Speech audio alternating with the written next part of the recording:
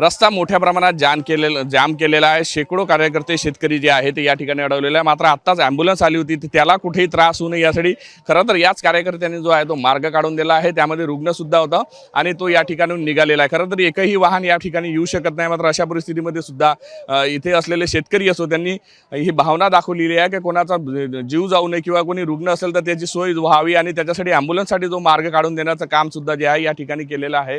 शेकडो लोक शेतकरी या ठिकाणी आलेले आहे। आपण जाणून घेऊ त्यांच्याकडून काय सांगाल, काय निर्धार आहे तुमचा?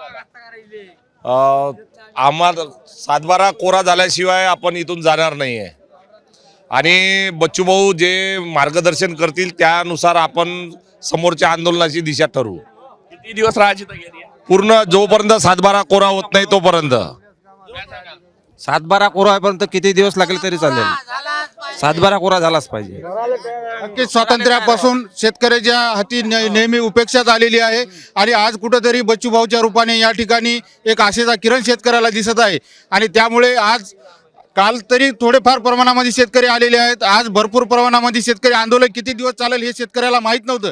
आज संपूर्ण महाराष्ट्रातून शेतकऱ्याचे फोन येत आहेत, आमच्या गावाकडचे बी भरपूर लोकांचे फोन आलेले आहेत आणि आज जवळपास आमच्या तालुक्यामधून 1000 लोक येण्याची शक्यता आहे। हिमायतनगर तालुका, नांदेड जिल्हा।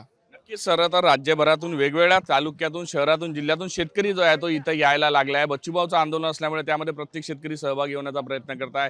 कालच्या तुलनेत आज पुन्हा 3 ते 4000 लोक अधिक जास्त जे आहे ते आंदोलनामध्ये सहभागी होतील अशा पद्धतीची भूमिका जी आहे ती शेतकरी सांगताना दिसत आहे आणि 7/12 कोरा झाला पाहिजे, 7/12 कोरा झाल्याशिवाय आम्ही जाणार नाही अशा पद्धतीचा निर्धार घेऊन जे आहे ते शेतकरी या ठिकाणी आलेले आहे। आपण पाहू शकतो कशा पद्धतीने जे आहे घोषणाबाजी येत आहे। 12 वाजेपर्यंतचा आज अल्टिमेटम देण्यात आला आहे, त्यामुळे 12 वाजेपर्यंत काय निर्णय घेते याकडे सगळ्यांचं लक्ष लागलं आणि 12 नंतर खरं तर बच्चूभाऊ किंवा शेतकरी काय आक्रमक भूमिका घेते याकडे सुद्धा सर्वांचं लक्ष लागलेलं आहे। व्हिडिओ जर्नलिस्ट सौरभ बोलेसह पराग ढोबळे, साम टीव्ही न्यूज, नागपूर।